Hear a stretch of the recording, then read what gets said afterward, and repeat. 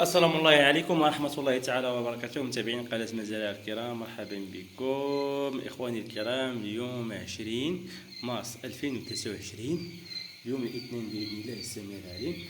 كما كتلاحظوا معنا تربية الطائر السمان، تفقيته أخرى.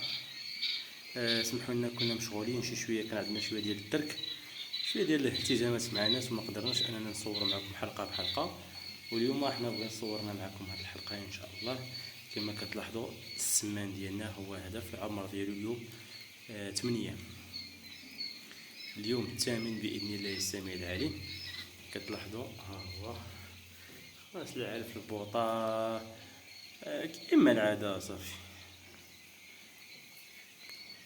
السمان الاخر حيدناه، تباع كل اخ دا سلعتو. هاد السمان حنا غاديين معاه ان شاء الله السميع العليم، حنا غاديين معاه بشويه بشويه تنوجدو فيه